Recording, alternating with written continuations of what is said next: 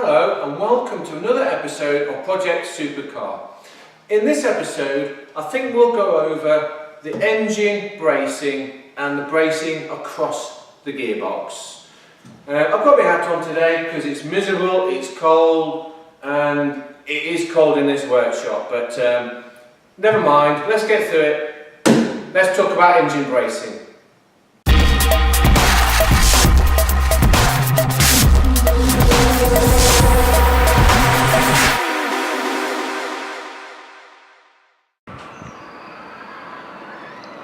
Yet another cold, wet, miserable day.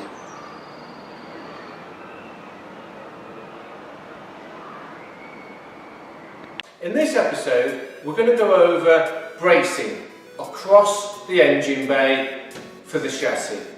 So when you're designing your own supercar, one of the considerations you need to think about is the engine bay. Now for my build, I wanted an engine bay that was easily accessible. I wanted to be able to get to everything within the engine bay easily. One of the problems with many supercars, in fact even modern day cars, big luxury saloons and stuff, is that the engine is cram-packed into the engine bay, so you can't get to anything. So even when minor issues arise with the engine, sort of a cheap part, a seal or a sensor, you quite often find you can't get to the part and you've got to spend hours and hours and hours of labour and a considerable cost for those hours of labour to get to the part. It's quite common today for the average supercar to require hours of labour to strip the car down to get to a part that's failed. I mean, for example, it's pretty well known that the Audi R8 and the Lamborghini Gallardo, if you need to get to the fuel tanks, for example, which in this car is inside here, you've got to pull the engine. Now, because most supercars are extremely expensive and are really only ever bought by billionaires, these owners don't really care if you can't get to the engine, because they'll just send it to the dealer and have the car repaired and pay the bill. It's not an issue for them. But if you're doing a DIY build and you've got limited funding, then yes, access to the engine bay is an issue, and I wanted to make sure you could get to it easily within a simple garage at home, like a UK garage, something like that.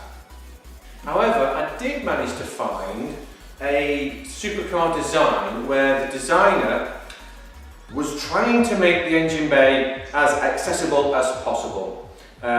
Here's a quick clip of his video.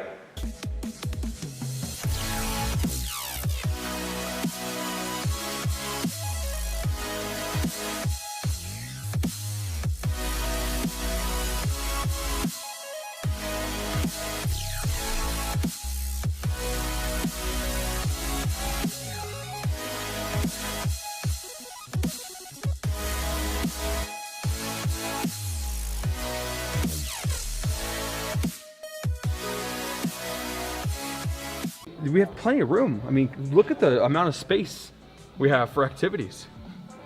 Now, one of the issues you can find yourself with a large engine bay is that you have to stretch the chassis out further, which can cause the chassis to be a little weak. It may flex. Now, one of the ways to solve this issue is to fit removable bracing, which is what I've done here, and we'll take a closer look in a second. And many supercars do this sort of thing, and I would say possibly the best company that does the best engine bay bracing would possibly be Pagani Zonda. And up she goes, a giant clamshell. I have no idea the cost of that clamshell, but it's a lot. Really marks out what Horacio was so good at carbon fibre, because he was the first one who came up with this super gloss finish to the carbon fibre. And no one, if you look under an Enzo or something like that, it's not finished like this at all. And that's how he set up the business. And it's just everywhere in this car. The whole car is obviously made from carbon fibre, but the heart of it is obviously the engine. And why This is the model I just had to have, is because it's got the 7.3 litre AMG engine. And there was, as I say, the very first one was a 6 litre, it had 450 horsepower, and then the option of the S was 7 litre, but it didn't actually rev very high. It was maximum power at about 5,500 RPM. I really like the engine bay of the Pagani Zonda. I mean, if there's a more beautiful engine bay with those chrome bracing bars, then I'd love to hear your ideas, so drop a comment. Now on the prototype, I just powder coated my bars, but I would like to chrome them. We'll see if I have the budget later on in this build, perhaps when I do the turbo chassis, we'll see. Another car company that does engine bay bracing would be Lamborghini. I mean, everyone knows that. And I sort of styled the layout of my car very roughly and simplistically compared to that of the Aventador. So yeah, let's just take a quick look at that.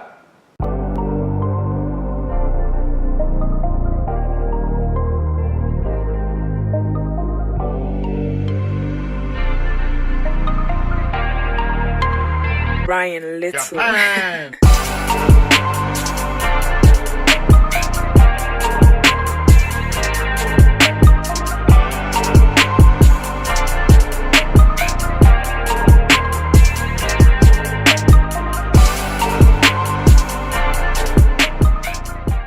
So my chassis has a cross bracing bar over the top of the engine, a bit like the Aventador, and it also has a lower bracing bar across the gearbox. Let's take a closer look. This is the upper engine bay brace. Ignore the strapping like this. This is just temporary, this is the prototype. And these seat belts, which I actually got from the old donor car, is just there to stop the entire clam from falling backwards. So just ignore that. This engine bay brace is removable, and I had to design the bodywork so that you can remove it. There's a lot of clearance issues, but there's a bolt in there, there's a bolt in there, two either side, one there and the other side there, and then the whole brace lifts away.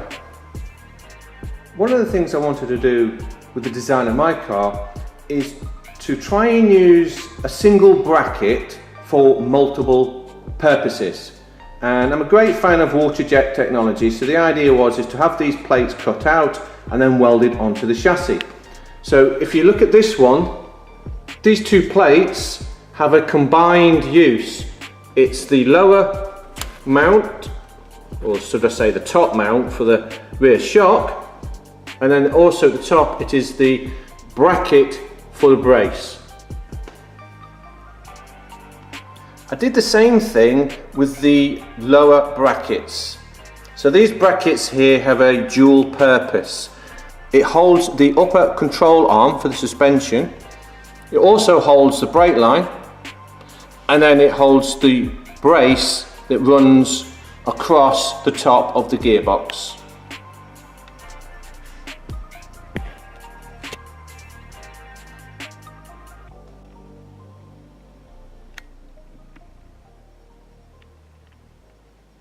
Now it isn't just supercars that have large typed engine bays. Like I mentioned earlier, a lot of large luxury saloons also have this problem. One would be the Audi S4. Now with a lot of Audis, you have to remove most of the front to do a service. You've got to take the bumper off, headlights, everything like this, and pull everything apart just to get to the front of the engine. Now, another issue with the 4.2 V8 on the S4 is Audi put the timing chains at the rear of the engine.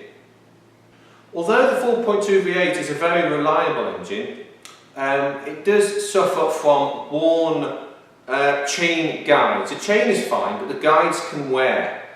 And then this will often basically devalue the car, or almost write the car off, because the cost of the labour to strip the engine bay down just to pull the engine out to replace the chain guides is very, very expensive, and it's almost the cost of a used car. Now the fact that the Audi S4 utilises a cam chain system rather than a cam belt isn't a problem in itself at all. There are lots of makes and models that use cam chains. But when it comes to the S4, Audi in all of their wisdom decided to arrange the cam chains at the rear of the engine instead of at the front. More commonly, the cam chain arrangement is at the front of the engine, so if you have to do any service work to those cam chains, yes, it's a bit of a pain. You know, obviously the bumper's got to be removed, the slam pan on the radiators have all got to be stripped out so you can gain access to the front of the engine. It is quite a large job, but it is doable. But on the Audi S4, where they're located at the back of the engine, there's no way to actually access those chains with that engine still in the car. So to do this work, the engine actually has to be physically removed from the car, which makes it a very expensive job. Now on the S4 with the cam chains, it's not generally the actual cam chains themselves that cause the issue. It's actually the cam chain followers, and what those are is a series of plastic guides around the engine around which the cam chains rotate.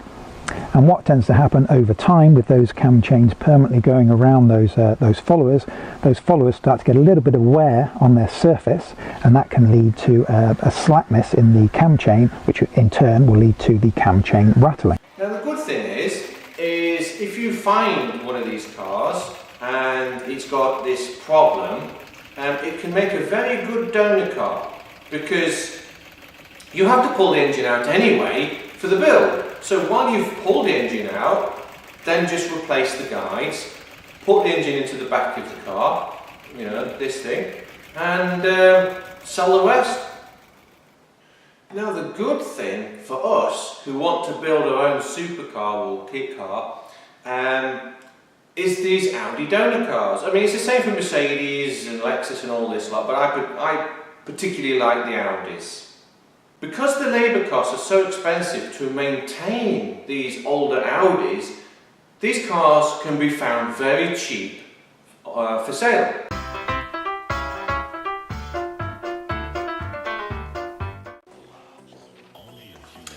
Hello, it's me from the future. Now when I do these episodes, I do have a script, so I sort of try and get a video that's around 15 minutes long. But when I was editing this episode, it came out to about 25 minutes. And I know that's just too long for the internet.